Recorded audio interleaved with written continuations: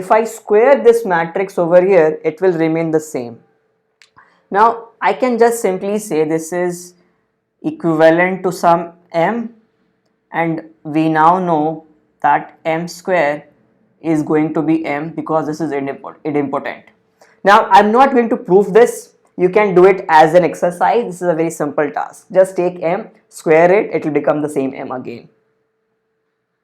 Which means I can write E hat as equal to m into y.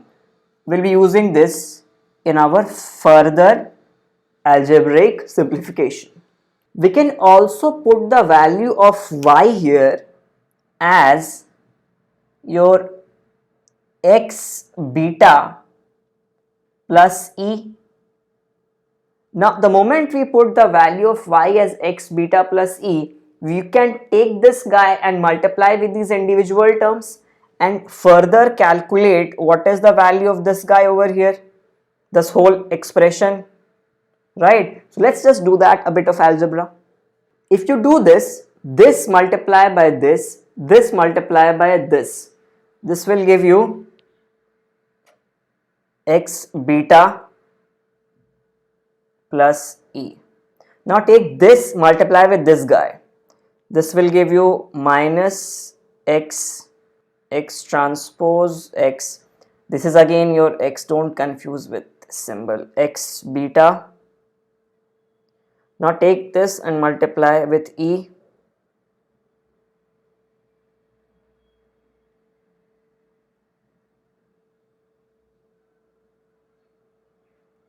Now you can do a bit more manipulation over here. You can just see that this guy will become your identity matrix.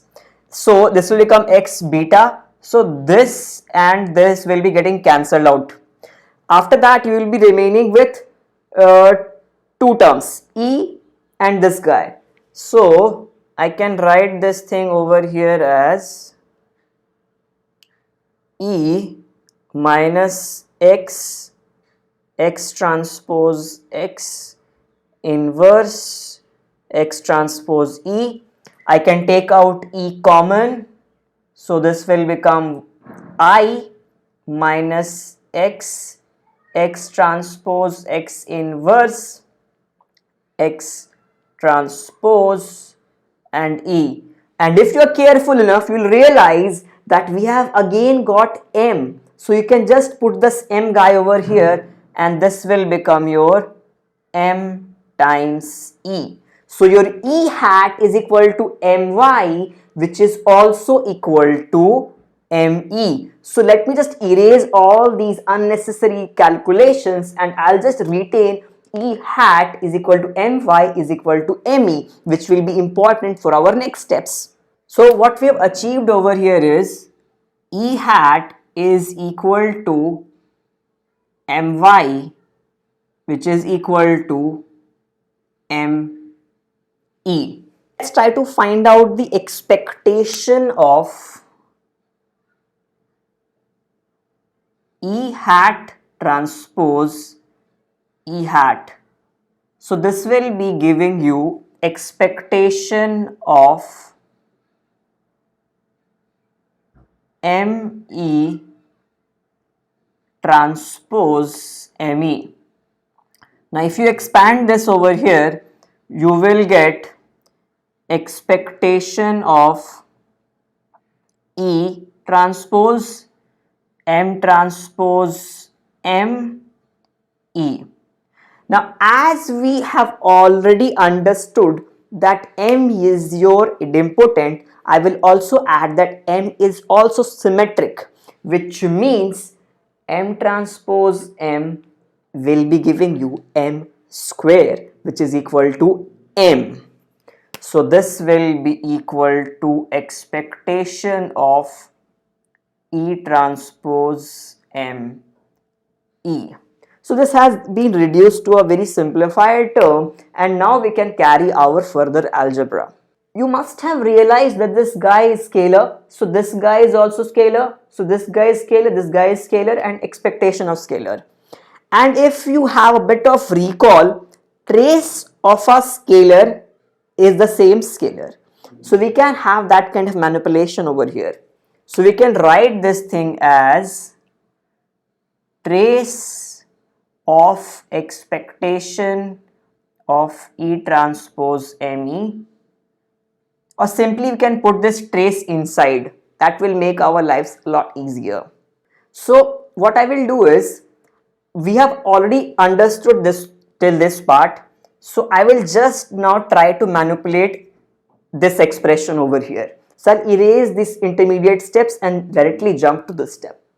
So I have taken the trace inside, and now I will erase this guy also. Now trace of AB is equal to trace of BA. So let's do that. Taking this ahead, taking the trace outside. Now we already know that expectation can be taken inside, because M thing over here is your simply identity matrix minus few x terms. Those terms are not changing, so you're not taking expectation on them. So you can just write this thing as trace of M into expectation of this guy, which is nothing but sigma square identity matrix. This is sigma square identity matrix. So essentially you are trying to find the trace of this thing, M times sigma square into I. Sigma square is your scalar, so take that out. Sigma square into trace of your Mi. Now we will plug back M into this expression and we'll try to find out this trace thing. So I'll again erase everything and I will just retain this thing and plug in the value of M inside. Now M times I identity matrix is just M, so I'll write sigma square into trace of M. Now what is M? Just plug in that. Sigma square into trace of identity minus X, X transpose, X inverse, X transpose. So you can just cross check by going back in the video. This is the same M which we have used and defined earlier. Now you can take the trace inside. So this will become sigma square trace of identity. This identity thing over here is T cross T. Remember I told you the all model formulation thing. So this will be simply your T minus trace of, now again trace of this thing. Again I can use trace of AB is trace of BA. So let's just use that.